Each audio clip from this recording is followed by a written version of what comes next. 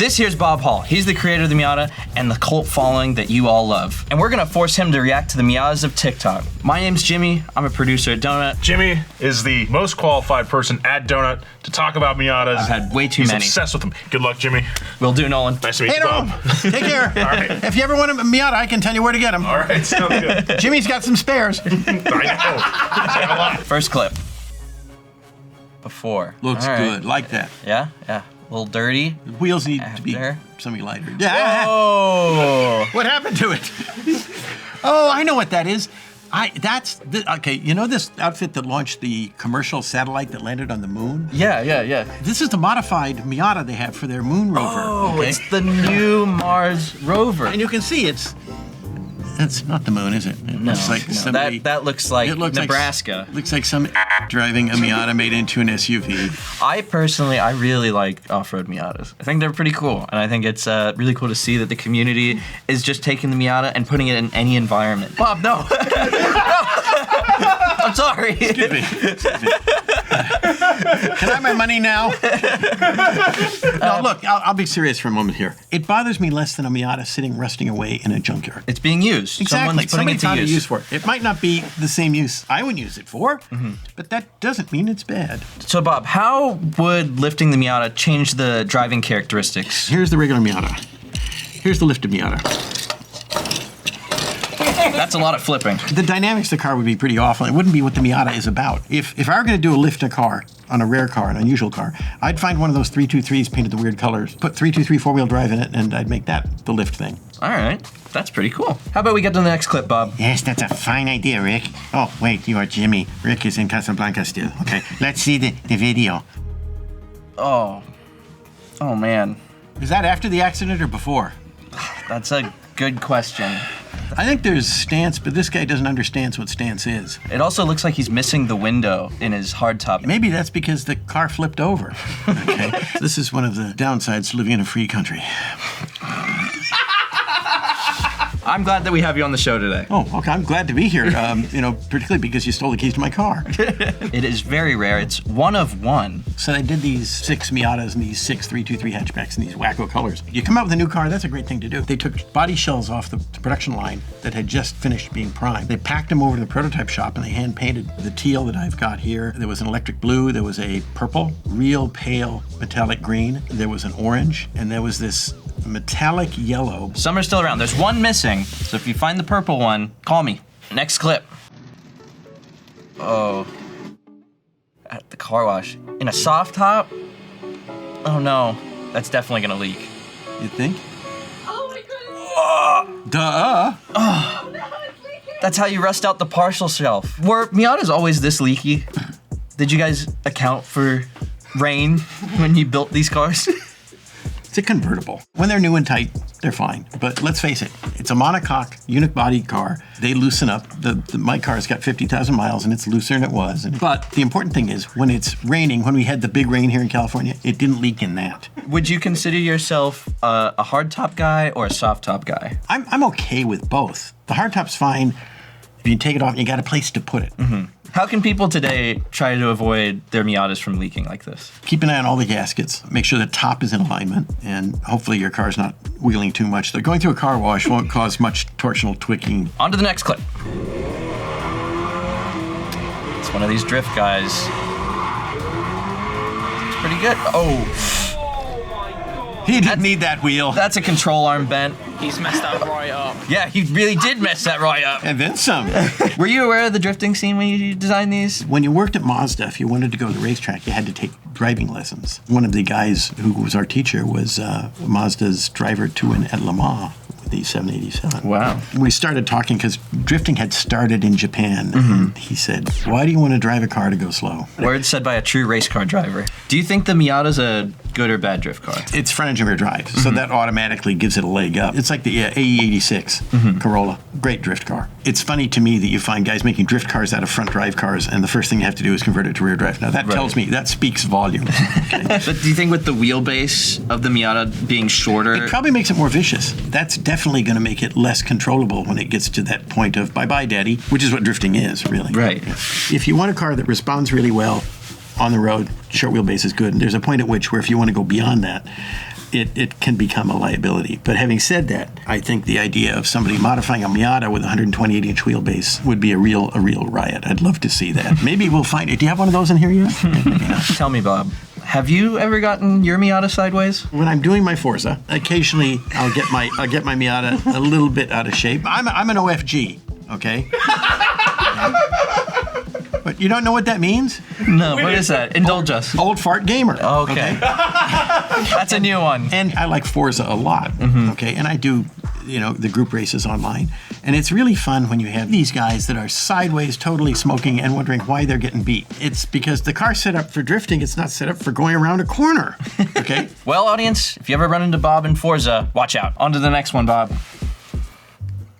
Hey, that's outside the laser car wash. That must be what happens after you get outside the car It wash. must be so. Look at those giant bubbles. That's my boy, Bo.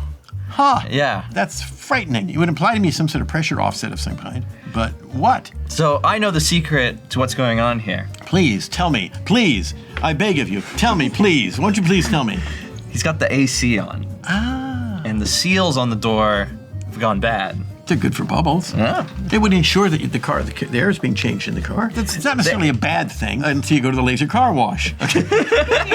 How about we bubble on to the next clip? It sounds soapy to me. If you guys don't know about this trick, I'm about What's to show your you something secret, that's going to Bob, blow your mind. that you're hiding? Just lock the car. All right, door's locked. Wrong. Why didn't the Oh, door lock? I know this trick. Okay, so watch. You're gonna lock the Lift door. the handle. Yeah. This is a now, common close the trick door in like my normal. brain. This is very common. This time when we go to close the door, But- hold the door handle open just like this. Now watch.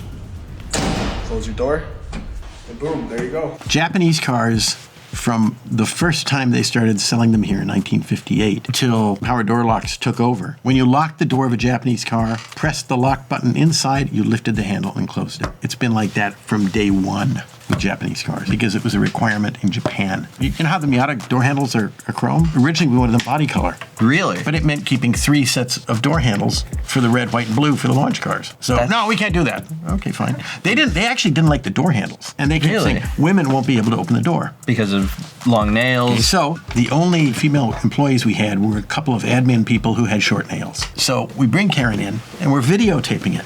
And she leans over, and you know what the door handle's right? Yeah. She looked at it, she put her knuckle in it, pulled it out. Wow. And my boss said, no, Kato-san, open it the way you would. She says, that is the way I would. She was on there explaining that when you have long nails, you don't do things. And she showed you dial a phone with a pencil or with your knuckle or something. And that went back to Japan, and then the door handles were okay. That story has kind of blown my mind. Karen made them go to the That's room. awesome. Thank you, Karen. Thank you. I personally, for a while when I first got into Miatas, I didn't like the door handle. I always liked the NB door handle. But then I've come to really like the NA door handle. You know where the NB door handle, you know why that was done? No, why?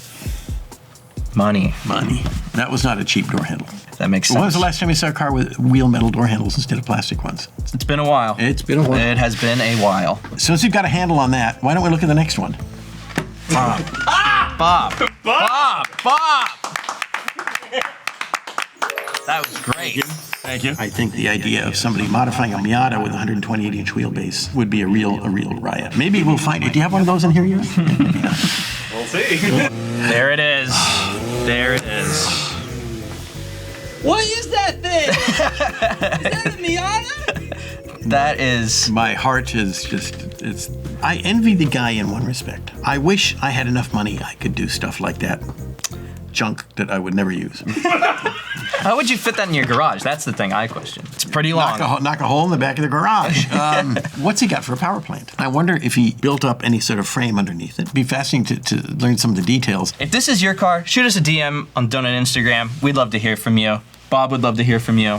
Yes, indeed. And we'd like it if you took us for a ride. We did have the idea of taking the Miata components, the suspension components, and doing a sport sedan. Whoa. We played around with it. We couldn't get any interest from anybody. Partially because Miata was selling like hotcakes. You know. Was there drawings ever of this car? Mark Jordan did a couple of sketches for it, and some had a little bit of Miata taste in them. Oh. Okay, but it did have Miata door handles. I would love to see that. Me too. I would have bought one. Bob, let's go to the next clip. I've had enough of this long Miata. We should definitely clip this one short. That's a good, wow. Dude, Bob's really good at this. That's probably a lot of power.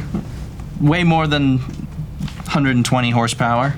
And none of it would be useful at night because you don't have decent headlights. Wait. Maybe if you drove it really, really, really hard, the turbos would glow. You get some get some a light that little way. bit of light. Yeah, just a bit, just a bit. We always thought the races it should be in are ones that have left and right hand curves, right? Mm-hmm. Because anything else is just a drag. Okay.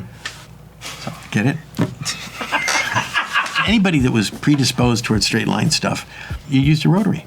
There are cars you buy for performance. That's why the RX-7 existed. That was the race car. That if you wanted to go really fast, you would buy the RX-7. When we did what the Miata was, we said what we got to make is a really, really, really fun blank canvas. Well, you know who the last designer of a car is, don't you? Is the buyer. And we've seen that already a couple of times. If somebody wants to lower it, wants to give it more power, that option is there. If he wants to turn it into an SUV, well, we didn't think about that, but sadly, that option is there.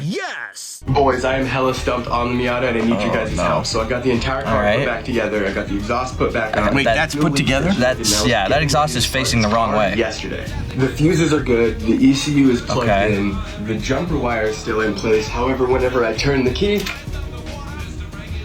the ECU doesn't light up and our fuel pump isn't priming. The ECU does power up whenever it's plugged in with the USB, however that doesn't fix the problem. I don't think a USB is going to fix the main your relay, car. we should be receiving power, so I'm completely stumped, boys. First off, this guy's got a big turbo, it looks like, in his car. Did you ever envision the first generation Miata having a turbo? It got raised in some meetings. Turbos are incredibly popular in Japan. We were expecting to sell about 2,500 cars a month. We were at 4,000. Japan was expecting to sell 500 a month. They were at 3,500 to 4,000. Wow. Nobody expected that. The problem was so bad that we couldn't get enough wheels made. Really? So they were talking about the B package being put on steel wheels because we're running out of alloys. When it's going like that, why do you want to spend the time and development and money to do that when there's no indication that it will sell any more cars? The story of the Miata is just so awesome to me. Like, it's pretty much a California designed car. Yeah, And I mean, that's not completely wrong. Yeah. I get nicknamed the father of the Miata, which I despise. The father of the Miata would probably be Kenichi Yamamoto, who was the head of engineering, became president of Mazda. And I once made a chalkboard scribble that he thought was intelligent. They put me in design. Didn't get put in PR like I thought I would be because I was a journalist at the time. I'm sitting there working on a B-series pickup truck proposal, and they get this pounding on my shoulder, and here's Mr. Yamamoto in the California studio. I say, "Hi, boss. Well, what are you doing?" "I'm doing B-series pickup." "You should do your sports car idea." I had completely forgotten about it. Okay, seriously. So he disappears, and he goes talk to my boss, and my boss comes out. "You should work on a B-series pickup too. So you may work on the sports car project as much as you want before 8:30 in the morning, and you can work on it as much as you want between noon and 1, and as much as you want after 5:30. so in your own time. Yeah, and I did. I started coming to the office about 5 in the morning and just started working on it and did no sketches, no design work. It was all about what does this car got to be. I learned many years later that's how Yamamoto tested someone. Do you believe in what you're doing? Great guy, like second dad, which is kind of scary. He was probably, if he heard that, he'd be going, "Oh, he's..." And after him would be a guy named Toshihiko Hirai, who was the program manager that actually took all this stuff and made a car out of it. Because again, without him, what would we have? Nothing. Yeah. When we finished with the so-called Chin last proposal, which if you look at, you say, that is the car. It went back to Japan, and the guy who was the program manager for it said it looked fat.